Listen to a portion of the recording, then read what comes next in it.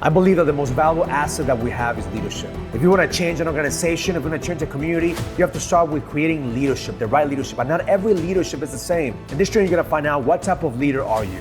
So watch this video and find the 5 ways that you know that you're going to lead, and find the type of leader that you are. Because the moment that you know how to lead, you'll be able to impact your business, your community, and your family.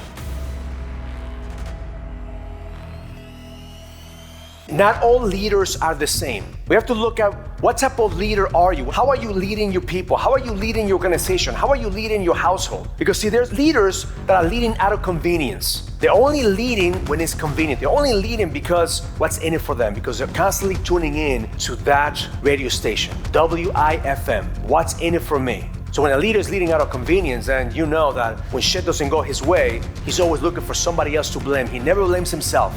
He never takes ownership. It's always somebody else's fault. They've been put in a position of leadership, so they're leading just because they've been put there. They have the identity, and they usually are leading to please everyone around them. They usually are leading out of significance. They're usually leading because out of ego, and they want to prove something to somebody else, but they're not leading because they're true leaders. Because then there are those leaders who've been called to lead. See, those have been called to lead. Those are the leaders that will make a difference. Those are the leaders that usually they don't want to lead. Because the moment that you feel like you've been called to lead, you start making all kinds of excuses why you can't lead. And you have all the excuses why you shouldn't lead. There's so many examples of this, even in the Bible. When God chose Moses to lead, and Moses says, no, God, don't choose me to lead because I stutter. I can't speak clearly. And then you have all these other leaders in the Bible that said, no, pick somebody else, God. Don't pick me. See, the moment that you realize that you've been called to lead, then you could change the game. Those men that listen to that calling become game changers. Those men who listen to that deep calling of being a leader, those are the ones who are going to change the game and create a bigger impact. So today we're going to talk about the 5 ways for you to know if you've been called to lead. All right, number 1 is you have a burning desire for growth. See, for you, it's not about, it's nice to grow. It is a must to grow. You believe that if you're not growing, you're dying. You believe that every single day you have to grow. You have to expand. You know that there's always a next level, and you're going to find it. See, if you have that burning desire, you're not afraid to lose the battles, because you know deep inside eventually you're going to win the war. You know that you have that desire inside of you that you're going to figure shit out. That doesn't matter what people say, doesn't matter what people do, that inside of you, you know that every single step is just one step closer to the ultimate vision, to the ultimate version of you. Because you have a deep desire for growth. That's your primary need, growing, expanding. And that's what you've been called to lead. The second is you follow your instincts. I see, that's easier said than done. You follow your instincts. This means that you're trusting your gut, and that's how you find your edge. By trusting your gut, by trusting that inner voice, by knowing that every single day you're in alignment with that voice, and that gives you the power to tap into the effortless flow. The effortless flow is what gets shit done. The effortless flow is the moment that you start realizing that everything that you do has purpose. Because you're trusting that inner voice, you're trusting that voice within you, and the certainty that you have doesn't come from the outside, that certainty comes from the inside. That certainty comes from knowing that you're being guided by a higher power, by a higher voice, that instinct that you have that makes you a leader that has been called.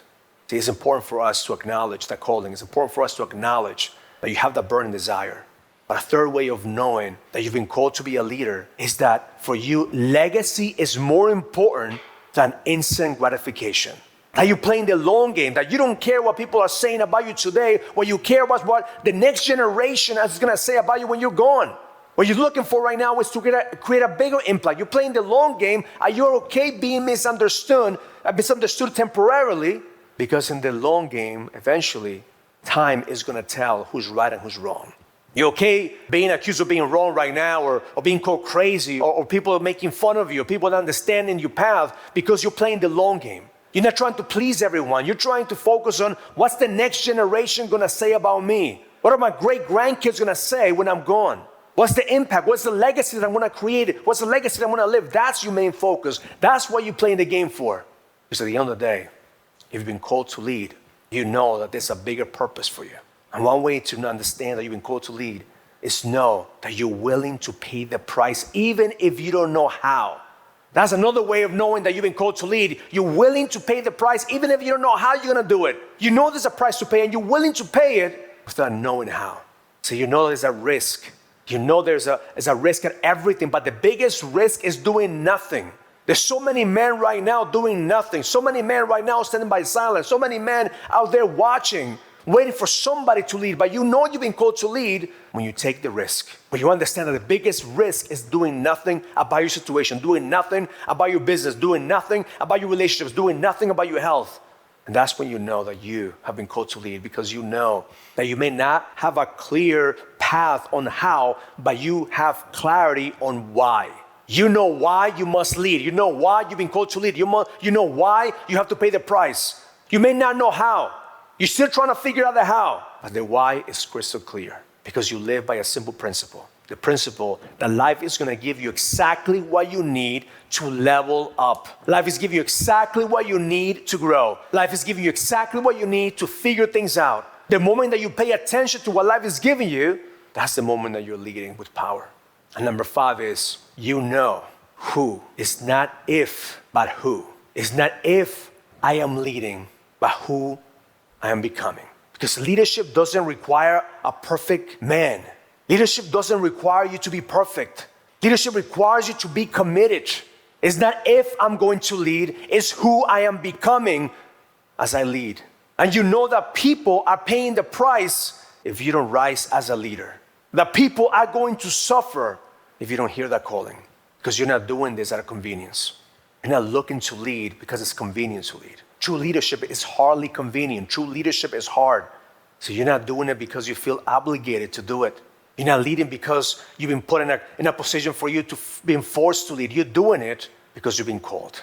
So if you do it because you've been forced to do it, people are going to see the facade. People are going to see how real you are. And usually those leaders don't last. Because the moment they realize that your calling is to lead, it's because you have that burning desire inside your heart that is pulling you to become more. That's when you know you've been called to lead. When you have that burning desire that is pulling you, that is not about if I'm leading, is who I'm becoming as a leader.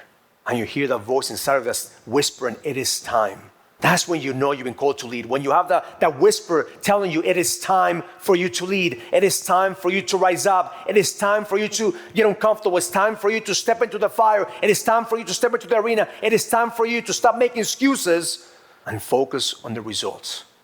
Because you want to break generational curses in your lineage. That is the game plan for you. You're willing to pay the price and do whatever it takes to lead. You're not negotiating the price. You're not looking to get a discounted price. You're willing to pay the price because you know what is at stake if you don't lead, because you know who will suffer if you don't hear your calling. See, this is the moment that you choose to lead. This is the moment right now that you listen to that calling. If you're watching this video, it's because you know deep inside you were destined for more. Or maybe somewhere along the way, you lost that desire. You're not hearing that whisper anymore. And your heart has become numb because so many failures, so many circumstances, so many situations have happened that right now you're doubting whether you've been called to lead. And I know because I was there. I was in that place when I thought that maybe I was crazy. Maybe it was just the voice in my head telling me that maybe I wasn't as good as I thought I was. But see, the men who've been called to lead are always going to doubt themselves. Because when you're not enough, when you don't have the capacity, when you have fear and uncertainty, that's the moment that God works through you. That's the moment that God is telling you, trust me, I will shape you, I will mold you, I will make you whole. Because it's not you who's leading, it's God leading through you. That's what a transformational leader is. It's a leader that says, man, God, do your will, not my will. Let me fulfill your purpose, not my purpose. Let me hear your calling, not my calling. Because you're not doing it out of significance. You're not doing it because it's convenient. You're not doing it out of obligation. You're doing it because you've been called to lead. Because God understands that there's men out there that are waiting in the sidelines, waiting for you to show them the path. The problem is when we get comfortable, we think that we know more than God. The problem is that when we get comfortable, we start doubting that we've been called. And that's the moment that we start stopping the blessings. That's the moment that we refuse to grow. That's the moment that we refuse to expand. That's the moment that we stop taking risks. And the moment that you stop taking risks, the moment that you stop expanding, the moment that you stop growing, you begin to play small. And you begin to shut that voice that's whispering in your ear reminding you that you've been called to be a leader. And if you don't listen to that whisper, you will listen to the wrath of the consequences. Every single day, I shut off that noise of negativity, of fear and doubt, and I enhance the voice that's reminding me every single day of who I am. If you're watching this video, it's because you have been called to lead. Stop looking for the outside world to validate that calling. Stop looking for you to be perfect in order for you to hear that voice. Stop looking for you to have the perfect plan, the perfect situation, the perfect scenario, because life is not perfect. Life is hard. Leadership is not convenient. If you just be willing to be used by a higher power and by God, you will see the miracles and the blessings and the abundance that God has for you. I didn't want to lead. I had that battle with God every single day when I heard this calling. God had to humble me and get me to my knees until I accepted that calling and I said, God, send me. Send me. I will go into the darkness to find men who are in the darkness so I can help them find their path. The last decade has not been easy, but it has been worth it to find men like you, to help them see that you have been called to lead. And life is giving you exactly what you need to level the fuck up. You're not broken. It's not like you don't have what it takes. It's just that you've been blocking that voice inside of you.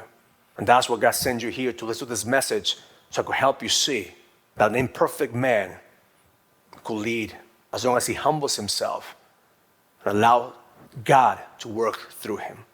So the question for you is, where are you arguing with God? Where are you arguing with the higher power? Where are you not listening to the voice of leadership? Are you leading by convenience? Are you leading because you feel obligated? Or are you leading because you truly believe that you've been called to lead? Because the moment that you come together with that truth that you've been called to lead, you stop arguing and fighting and tap into that energy of effortless flow, knowing that every single day you will go into the wilderness. Every single day you will go into the darkness and you will fight like the Spartans. My favorite movie is the movie 300, when Leonidas sacrificed himself and 300 men, 300 warriors going in there, knowing they were going to die, knowing it was a suicidal mission, knowing the next generation was going to look back at this moment and become free because of the work they did. This is your moment of being the type of leader. Right now is time for you to choose. Are you going to run away from your calling, or are you going to go in with the men that are willing to die for their cause? Because that's what I'm building. 300 Spartans, kings, men who are focusing on legacy, men who are focusing on the calling, men who are not afraid of going against the enemy. And every single day they're praying that they could attract a worthy adversary, because they know that the best is yet to come. If you enjoyed this video, I want you to watch another video that talks about the 5 ways to kill a man's edge. Because in order for you to lead with power, you have to know what kills your edge so you can prevent it.